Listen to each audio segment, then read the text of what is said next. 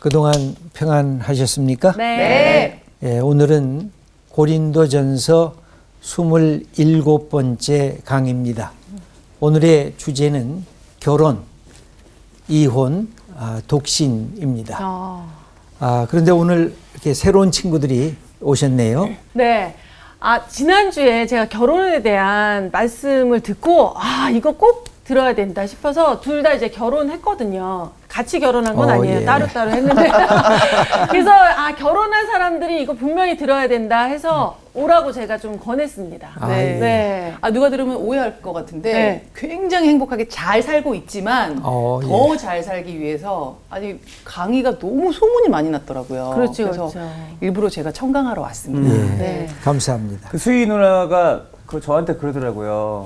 너 이혼 당하지 않으려면 들어야 여기 된다. 와서 강의 좀 들어라. 그래서 오늘 제가 꼭 들어야 되겠다 하고 왔습니다. 예. 감사합니다. 지난 강의에는 주로 결혼에 대한 아주 일반적인 성경에서 말씀하는 결혼이란 도대체 뭔가 하는 것이 주로 했던 강의 내용이었습니다.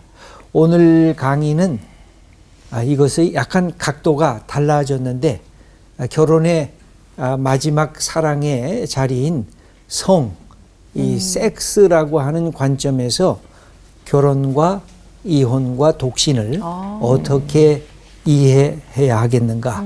이것이 오늘 강의의 내용입니다. 지난주 강의 기억이 나시나요? 네, 김보규님. 저는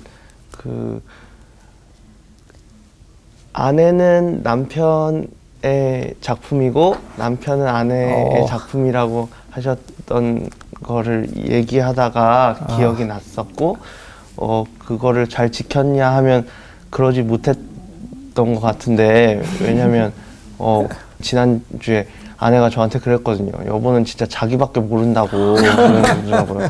근데 제가 가끔 그러거든요. 친구였던 혜정이는 어디로 갔냐고, 아내의 혜정이는 왜 이렇게 친구였던 혜정이랑 다르냐고. 그런데 목사님이 그러셨잖아요. 그 남편이 그렇게 만들어가는 거라고 했는데 내가 잘 못하고 있나. 그래서 반성도 되고 그렇습니다. 그래요. 사실 결혼이라고 하는 것은 결혼 이전에는 부모님의 작품이라고도 할 수가 있습니다. 어려서부터 어떻게 양육하고 또 성품을 잘 이렇게 훈련시켰는가. 근데 이제 결혼한 순간부터는 두 사람의 서로의 작품이거든요. 그래서 결혼한 여자를 보면 남편이 어떤 사람이구나 하는 것을 짐작할 수가 있고 남편을 보면 아내하고의 관계가 어떠한 그 관계를 맺고 있구나 하는 것을 이렇게 짐작할 수가 있습니다. 그 작품을 만드는데 사랑의 작품을 만드는 것이고 그래서 최고의 결혼하게 되면 일종의 작품을 만드는 작가가 되는 것입니다. 이제 그런 점에서 결혼은 소중한 것이고 아름다운 것입니다. 오늘 수업 고린도전서 27강 결혼, 이혼, 독신 각각 부르심을 받은 그대로.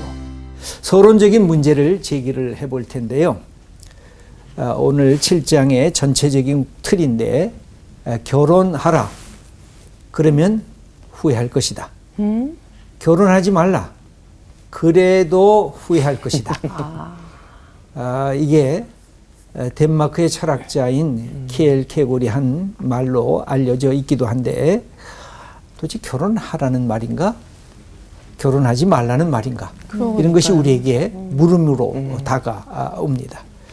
근데 이제 좋은 일일 때는 이게 좋은 일이냐, 결혼이 좋은 일이냐, 나쁜 일이냐, 이건 각자의 판단에 다르지만 저는 결혼을 하나님이 만드신 것이기 때문에 왜냐하면 한 남자를 만드시고 한 여자를 만드시고 둘이 함께 있을 때 한 남자만 있을 때는 보시기에 좋지 않다. 그렇게 분명히 말씀하셨거든요. 근데 둘이 함께 있는 것을 보시면서 보시기에 심히 좋았더라. 그 결혼은 그런 점에서 하나님의 축복의 사건이거든요. 그것을 우리가 안다면 항상 좋은 일이란 그렇습니다. 하지 않고 후회하는 것보다는 하고 나서 좀 어려움이 있어서 후회하는 게 훨씬 낫습니다. 그래서 저는 결혼 안 한 분들에게는 늘 권유를 하죠. 결혼해라. 꼭 그러나 사랑 없이 결혼하면 또 안 된다. 사랑하게 되면 결혼까지 가도록 서로 그 길을 가야 된다. 그리고 나서 문제가 생겨서 혹 단절이 될 수도 있다. 그래도 그것이 사랑을 한 것에 대한 하나님의 더 큰 기쁨과 감사를 우리가 경험하는 소중한 시간이다. 저는 늘 그렇게 얘기를 합니다. 이것은 우리 젊은 분들한테도 그렇게 얘기를 하고, 혹 상처 받아가지고 이제 혼자 되신 분, 이혼하신 분들에게도 그런 얘기를 해요. 마지막까지 함께 내가 더불어 사는 것을 열어놓아라. 닫지 말아라. 그러면 닫으면 거기 누구도 들어갈 수가 없으니까 열어놔서 사랑하는 마음이 생기면 결혼의 자리로 나아가라. 그런 말씀을 드립니다. 최근 20년간 인구의 동향을 분석한 결과를 보니까 2020년에 서울에서만 이혼한 분이 16,283 그렇게 쌍이 됐습니다. 근데 30년 같이 살다가 이혼한 분이 3,360쌍. 30년 이상 살고 20.6%. 또 결혼한 지 4년이 안 돼서 이혼한 부부는 2,858쌍. 이게 이 17.6%가 됐는데, 이게 뭐냐면 이제 30년 이상 살다가 이혼한 부부가 더 많아졌다는 거예요. 근데 이게 20년으로 줄이면, 그러니까 이게 소위 말하는 황혼 이혼이거든요. 그러면 30%가 넘어가요. 그러니까 지금 많은 분들이 결혼이라고 하는 것을 사랑 때문에 기쁨으로 축복받으면서 했는데, 어느 순간부터 내가 이 여자와 왜 살지? 내가 이 남자와 왜 살지?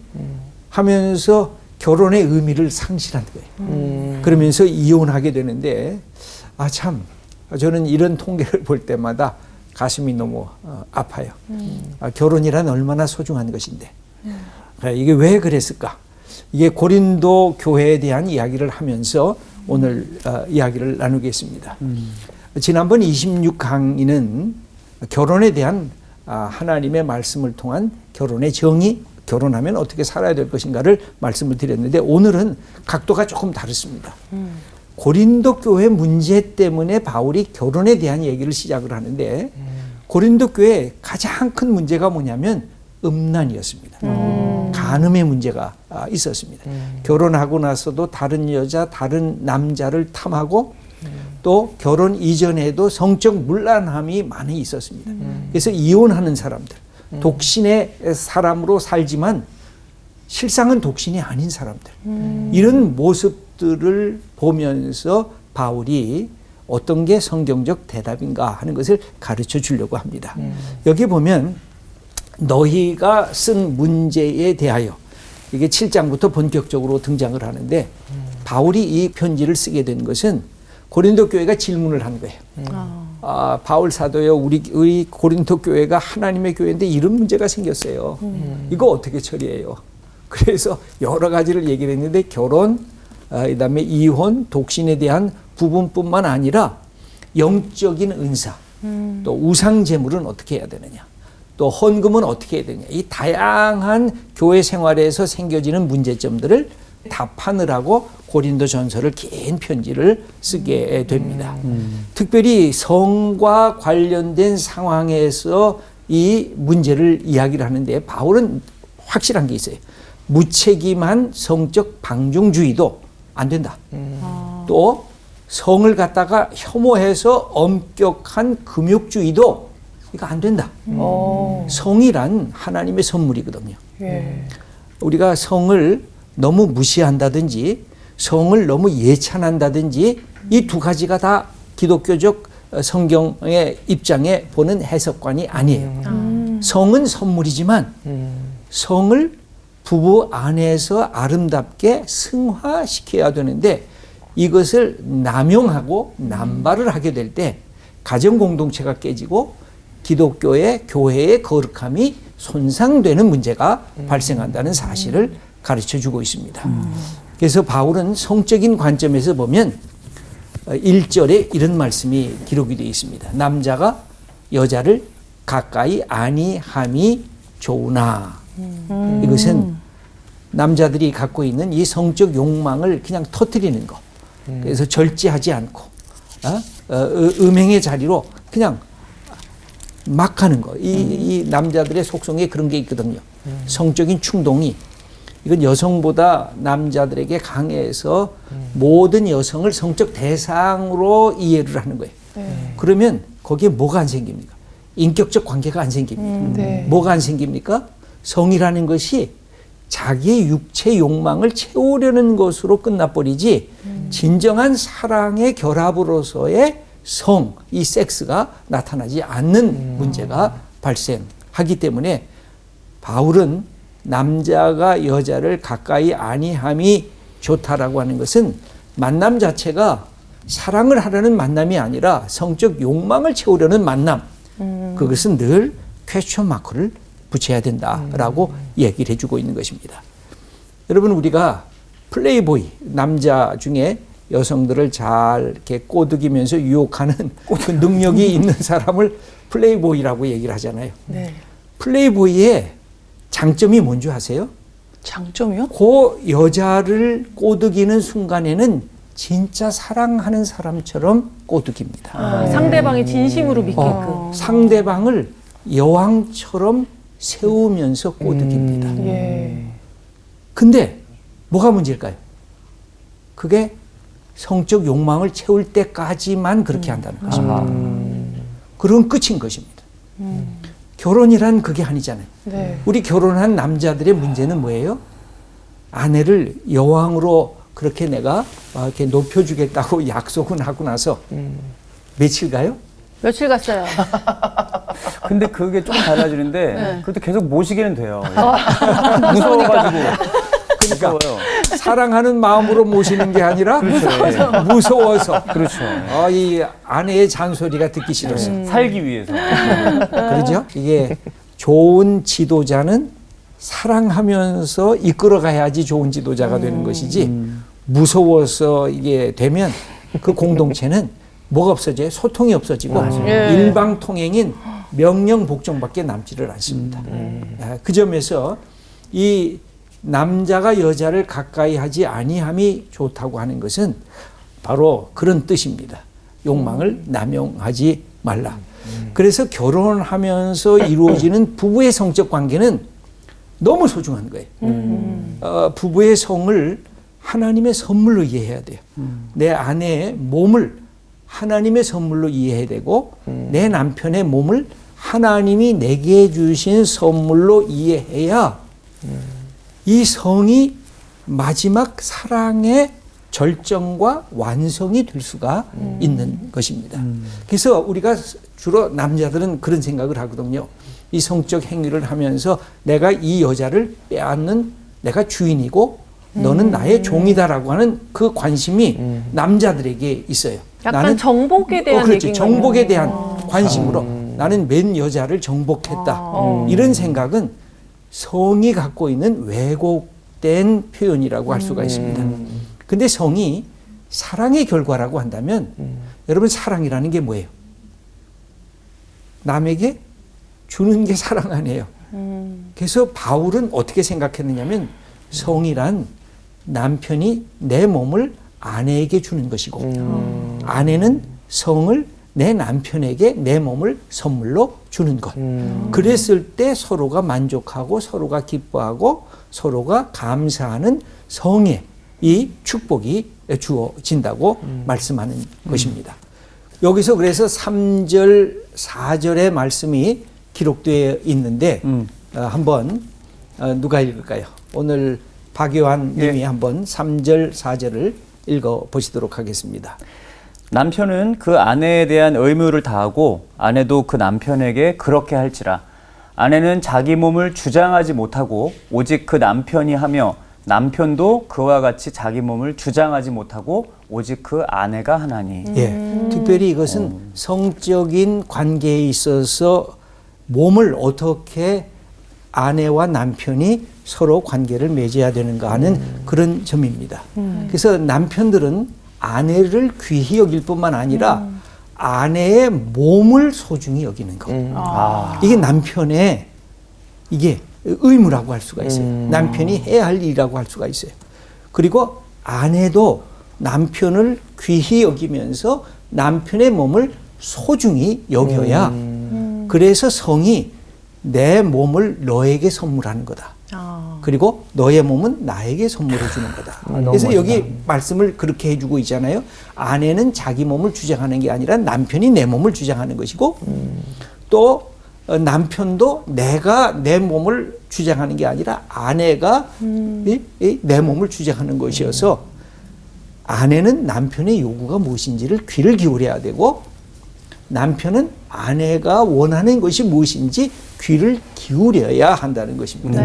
그래서 부부의 성관계에 있어서는 서로가 갖고 있는 관심과 요청을 서로가 이야기할 필요가 있어요. 그래야 이 성이 아름다워지고 성이 기쁨과 감사와 만족감으로 가득 차게 될 수가 있는 것입니다.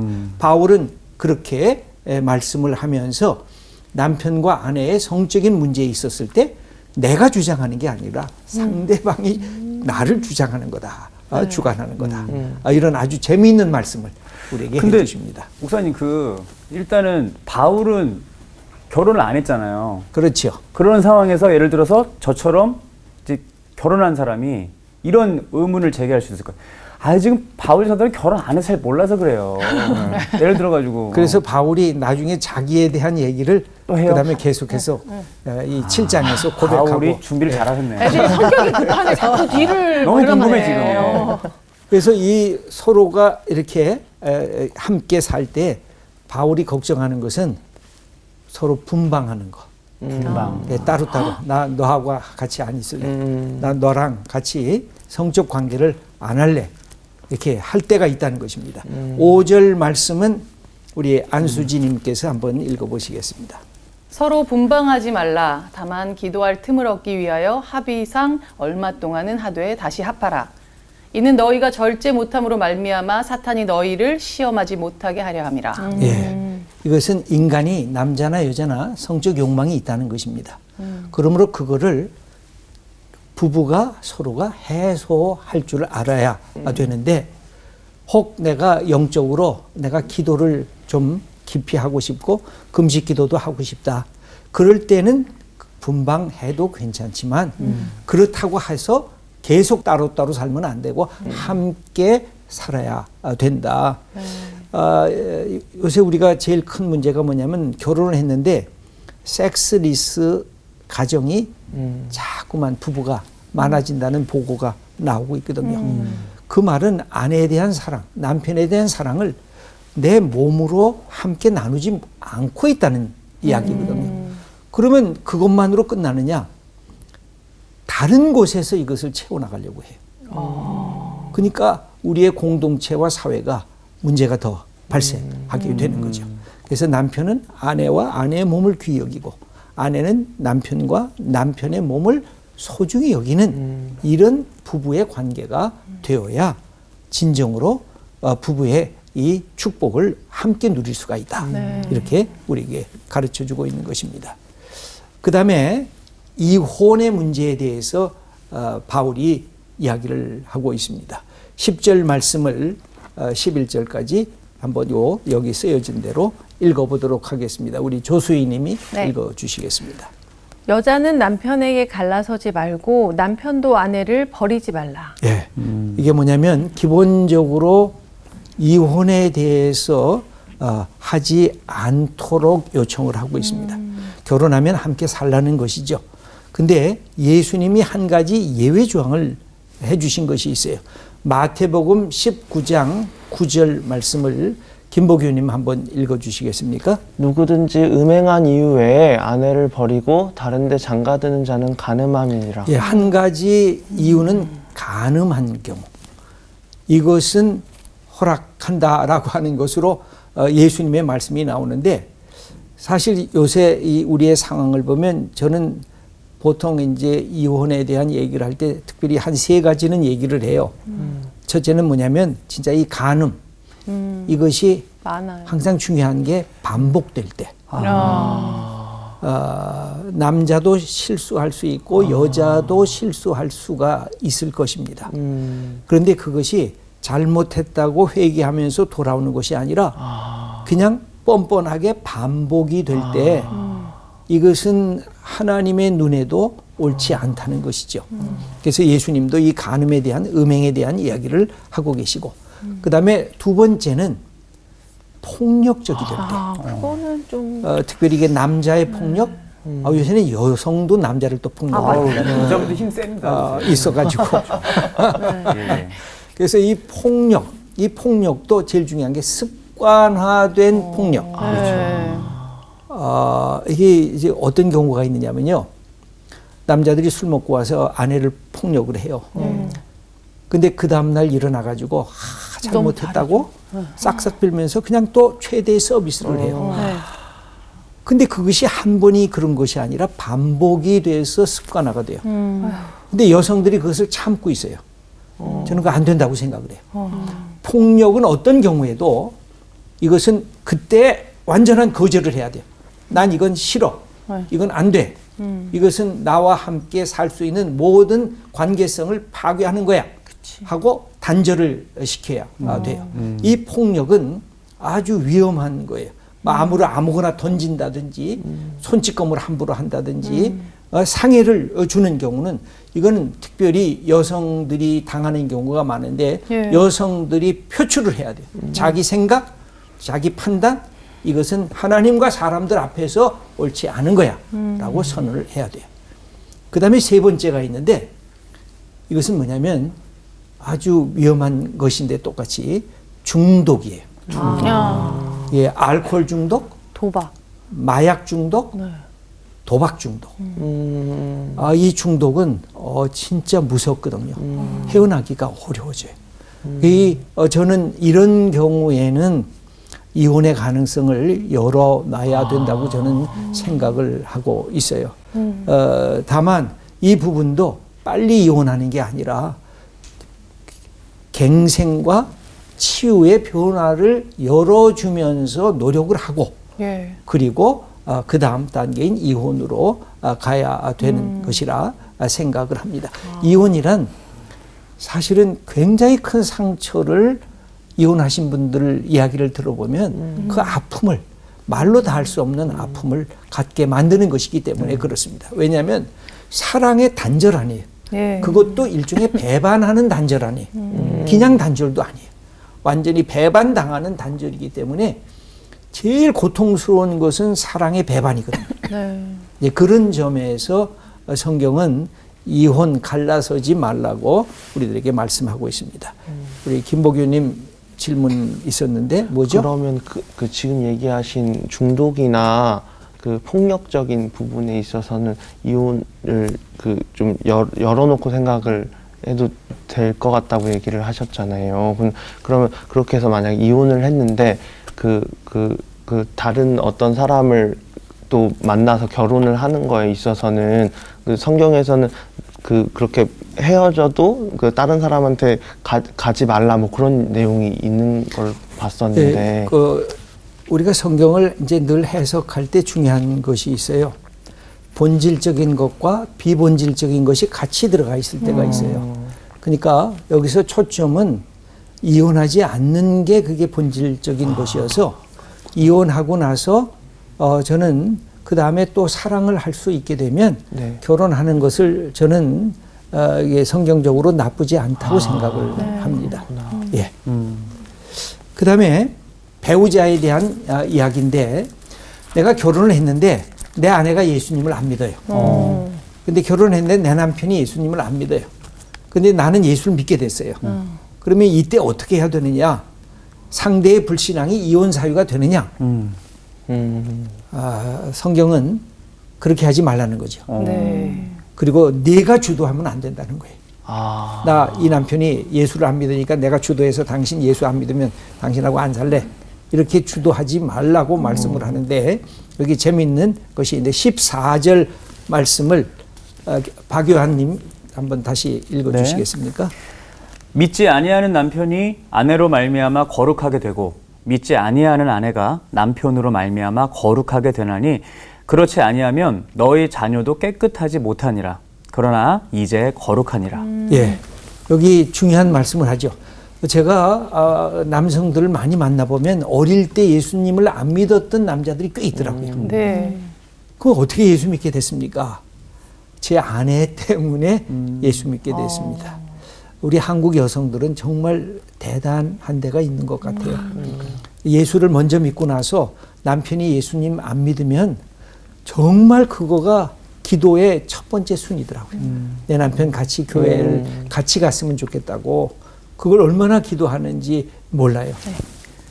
목사님, 그런데 결혼하고 나서 아내가 먼저 믿었다 이런 경우는 이럴 수 있는데 그 크리스천이 그 신앙이 없는 상대방을 만나는 거에 대해서는 어떤 사람들은 애초에 그냥 믿는 사람들끼리 만나야 된다. 그게 하나님의 뜻이다라고 얘기하는 사람도 있고 또 이렇게 만나서도 전도할 수 있지 않냐 이렇게 얘기도 하고 있는데 우리 조소희님은 어느 쪽에 가까워요? 첫 번째에 가까워요? 두 번째에? 이왕이면 믿는 사람을 만났으면 좋겠다. 예. 네. 제일 좋은 것은 지금 말씀한 대로 남자도 예수 믿고 여자도 예수 믿는 게 제일 축복 중에 축복이라고 생각합니다. 그런데 진짜 바르게 예수님을 믿는지를 봐야 돼요. 신앙생활을 전혀 하지 않는 있어요. 엉터리 신앙인들이 남자에게도 있고 여자에게도 있어요. 그래서 그것이 그냥 교회 다닌다고 해서 저는 중요하지가 않아요. 진짜 예수님 사랑하면서 신앙 고백을 하면서 신앙생활을 하고 있는지가 매우 중요한 게 첫 번째 판단이에요. 남자를 보거나 여자를 보거나. 두 번째로 근데 내가 만난 남자가 예수를 안 믿어요. 내가 만난 여자가 예수를 안 믿어요. 특별히 여성들, 제가 청년들을 볼 때 제일 가슴이 아픈 것은 저 예수 믿는 남자 찾는데요. 없어. 근데 청년들이 모이는데 여자가 셋, 남자가 하나예요. 비율이. 그럼 어때요? 그 속에서 아무리 만나도 절반 이상은 남자가 없는 거예요. 그 제가 우리 청년 여성들한테 그랬어요. 예수 믿는 남자 있으면 좋지만 거기에 너무 매이지 말아라. 자유롭게 생각해라. 제일 중요한 것은 직장에서나 세상에서 만날 수 있는 기회가 있는데 그 남자가 품성이 좋은가. 제일 중요한 게 그거죠. 품성이 중요하다. 그리고 그 남자를 만나서 결혼하기 전까지 그때 남자들이 여자가 좋아하는 거 다 해주려고 하니까 그때 교회 같이 데리고 가라. 좋은 기회로 그때 가. 그러면서 그때 다니다 결혼하고 한 함께 예수 믿는 것이 무엇인지 성경을 같이 읽고 필요하면 기도도 해주고 그러면서 결혼하기 전까지 세례를 받을 수가 있으면 제일 최고다. 그러면 한 여인을 통해서 한 남자가 예수 믿게 되고 둘이 함께 신앙생활을 하는 기회가 된다. 그게 많은 남성들이 그런 기회를 많이 가졌더라고요. 나는 아내가 좋아서 아내가 교회 간다 그러면 반대를 안 하고 그냥 교회 앞에까지 데려다 주고. 내가 운전해서 드라이브해서 교회 들어가도록 하고 바깥에서 1시간 반 기다리다가 나오면 다시 집으로 왔다. 남자들이 그런 남자들이 꽤 있어요. 굉장히 성품이 좋은 남자예요. 그런 남자들은. 아내를 너무 사랑하거든. 그러다가 어느 날 도대체 안에 들어가서 뭐 하고 있지? 궁금한 거예요. 그럼 나도 오늘은 한번 들어가 볼까? 그러더니 아내한테 얘기를 하는 거야. 나 오늘 당신하고 같이 들어가 볼게. 그때 아내가 막 찬탄하는 거죠. 맞아. 내가 이 시간 기다리느라고 하나님 앞에 얼마나 당신 왜 기도했는지 몰라. 그러면 끝난 거죠. 그러면 두 사람이 함께 신앙생활에 그 기쁨 속에 들어갈 수가 있는 것입니다. 그래서 여기 믿지 아니하는 남편이 아내로 말미암아 거룩하게 되고 그렇네요. 믿지 아니하는 아내가 남편으로 말미암아 거룩하게 되는 것이니까 이 남자 이 여자가 예수 안 믿는다고 내치지 말라. 하나님이 주신 그 사랑의 축복을 통해서 함께 거룩함에 이르는 기회를 만들어 봐라. 이것이 바울이 우리들에게 이야기해 주는 것입니다. 그 다음에 또 결혼하지 않은 독신에 대한 이야기인데 이제 나오는구나. 여기는 몇 가지 이유가 있었습니다. 바울은 이 하나님께서 보내주시는 예수님의 재림이 임박했다고 여겼어요. 그래서 이 환란이 임박해 있는데 혼자 지내는 것이 좋다. 그래서 결혼하는 것 그러면 조금 더 힘들지 않느냐. 나처럼 그렇게 혼자 살았으면 좋겠다 하고 바울은 이야기하고 있는 것입니다. 그래서 32절 말씀을 우리 안수진님 읽어보겠습니다. 너희가 염려 없기를 원하노라. 장가 가지 않은 자는 주의 일을 염려하여 어찌하여야 주를 기쁘시게 할까 하되 장가 간 자는 세상 일을 염려하여 어찌하여야 아내를 기쁘게 할까 하여. 예, 여기서 보면 결혼하게 됐을 때 생기는 문제점이에요. 그렇네요. 예수님을 잘 믿다가 결혼하고 나니까 아내 원하는 것만 더 열심히 하고 예수님이 원하는 건 자꾸만 망각해 버리는 거죠. 또 거꾸로 아내도 그렇게 충성스럽다가 남편이 뭐 하는 거 원하는 것만 거기에 집중하게 되니까 여기서는 결혼의 네거티브한 면을 강조한 부분이에요. 포지티브한 면은 숨겨져 있어요. 네. 그런데 반대로 결혼해서 두 사람이 하나님의 일을 더 풍성하게 할 수 있는 그런 사람도 있어요. 예. 예를 들면 바울이 그렇게 칭찬했던 부부가 있었어요. 여성이 아주 대단한 부부였죠. 브리스길라와 아굴라. 그 브리스길라는 보통 우리나라도 그렇지만 남편 이름 먼저 쓰고 아내 이름을 그 다음 쓰는 게 이게 가부장적 전통에서 나타나는 특징 아니에요. 네. 근데 성경에는 누구 이름이 더 먼저 된 것이 많으냐면 요 브리스길라와 아굴라는 항상 아굴라와 브리스길라 이렇게 쓰기보다는 브리스길라와 아굴라 부부 이렇게 씁니다. 그걸 보면은 이 브리스길라라는 여인이 굉장히 그 하나님의 일을 하는데 적극적이고 열심히 했던 것을 우리가 이렇게 추정할 수가 있어요. 그래서 이 부부는 합해서 선을 이루는 거죠. 그런 점에서 이 독신으로 사는 것의 장점과 부부가 함께 사는 것의 장점, 그리고 독신으로 사는 것의 단점과 부부가 함께 사는 것의 단점이 동시에 있는 것이니까 이것은 너무 고정적인 것보다는 우리의 상황과 여건을 비교해 보면서 어떻게 혼자 있을 때 내가 하나님 더 사랑할까? 어떻게 내가 함께 있을 때 우리의 가정이 하나님을 위해서 더 충성할까? 이렇게 생각하시면 틀림이 없을 것이라 여겨집니다. 그래서 조수희님 38절을 한번 읽어주시죠. 네. 그러므로 결혼하는 자도 잘하거니와 결혼하지 아니하는 자는 더 잘하는 것이야. 어허. 예, 이게 바울의 입장인 거죠. 네. 바울은 이 결혼한 사람들이 이렇게 하나님을 위하기보다는 자기 남편과 아내를 위하는 게 더 많은 것처럼 느껴지니까 야, 그럴 바에는 나처럼 혼자 살아라. 결혼하는 것도 나쁜 거 아니다. 결혼하지 않고 사는 나를 봐라. 그러면서 자기를 이렇게 권면을 하는데 여기 39절 말씀 우리 김보기 의원님 한번 읽어보시겠습니까? 아내는 그 남편이 살아있을 동안에 매여 있다고 남편이 죽으면 자유로워 자기 뜻대로 시집갈 것이나 주 안에서만 할 것이니라. 예, 여기 보면 이제 과부에 대한 얘기가 잠깐 나오는데 이거 또 하나의 주제가 돼서 요 그냥 그 다음으로 넘어갈게요. 네, 독신으로 살았던 바울의 권면이 나옵니다. 7절 말씀을 박요한님 읽어주시기 바랍니다. 나는 모든 사람이 나와 같기를 원하노라. 그러나 각각 하나님께 받은 자기의 은사가 있으니 이 사람은 이러하고 저 사람은 저러하니라. 예, 이때 바울은 약간 여유를 두면서 얘기를 하는 것입니다. 이것은 각자 다르니까 각자 다른 대로 핵심은 뭐예요? 항상 하나님을 위해서 내 인생이 어떻게 쓰임을 받을까에 초점이 있으면 결혼해도 좋고 결혼하지 않고 혼자 있어도 좋다 하는 것입니다.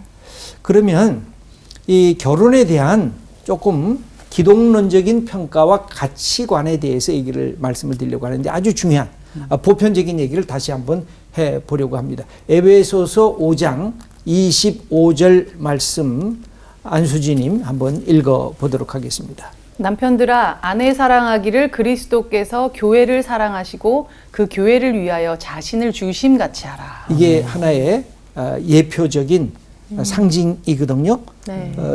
남편과 아내의 모습을 그리스도와 교회의 모습으로 했는데 여기 남편에게 하는 가장 중요한 말이 있어요. 아내를 사랑할 때 어떻게 사랑하라고요? 자기 목숨 걸고 사랑하라고. 자신을 주심같이. 저는 모든 남편이 이것만 있으면 진짜 좋은 남편이에요. 내가 아내를 위해서 내가 생명을 걸 수 있다. 내가 아내를 위해서 내 모든 것을 내가 내놓겠다. 그래서 여기 교회를 위하여 당신 자신을 내놓은 그리스도의 모습처럼 남편들아 주도권을 좀 갖고 아내를 그렇게 사랑해 봐라. 그런 남편을 나 싫어. 왜 나를 자기 목숨 걸고 사랑해? 싫어할까요? 아유, 없죠. 아니죠. 아, 내 남편 최고네. 나는 더 잘하게 될 이런 거고. 남편이면 나는 너무너무 좋아. 맞아. 뭐 얼굴이 잘생겨, 키가 몇 센치, 이거 다 소용이 없는 거죠. 이런 마음으로 사랑하는 것. 그러면 아내는 에베소서 5장 24절 우리 조수희님 읽어 주시면 좋겠습니다.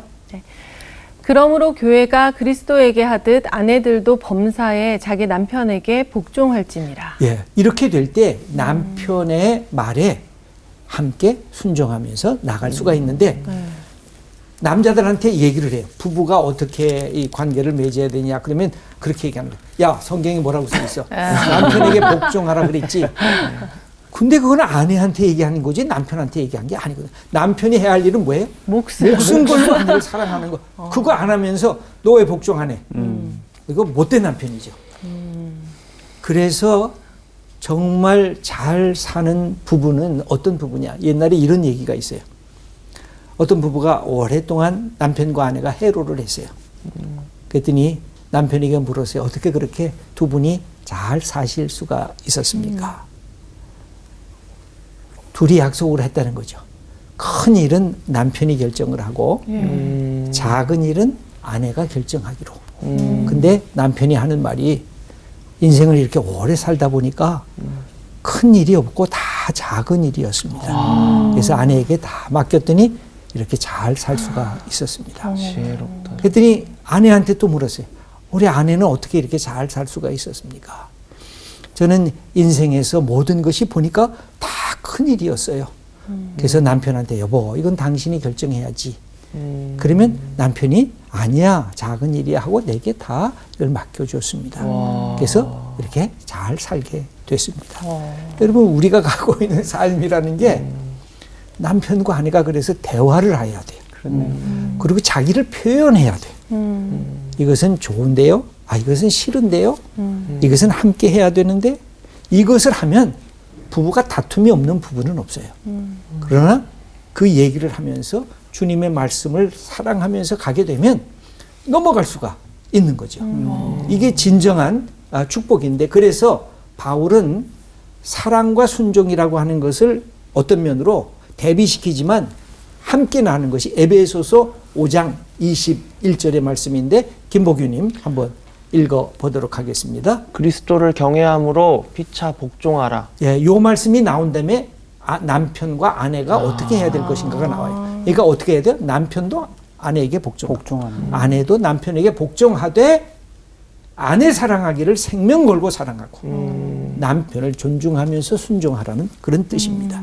예, 그런 점에서 남녀를 차별하려고 하는 것이 아니라 함께 복종하고 함께 사랑하면서 멋진 부부의 삶을 이루어 나가라고 하는 뜻입니다.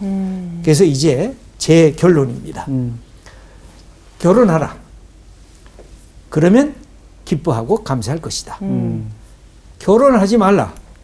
그래도 기뻐하고 감사할 것이다.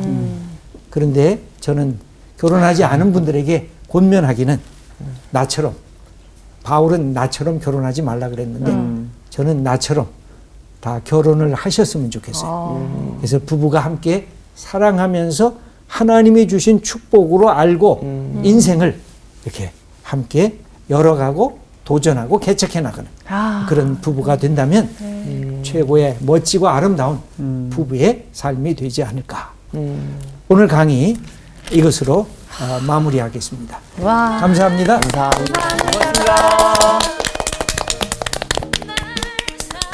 아니 박유한 씨 끝에 이렇게 한숨을 쉬고 한숨이 아니라 저는 오늘 너무 깨달음이 네. 부부간의 특별히 아름다운 성에 대해서 배워서 나는 이제 딱 성경적으로 할 말이 생겼어요. 제 아내가 너무 사랑스럽게 느껴질 때 이렇게 말하려고요. 나 오늘 당신에게 내 몸을 선물로 주고 싶어. 이렇게 얘기하려고요. 다음 주에 만납시다. 네. 정말 아름답지 않습니까? 네.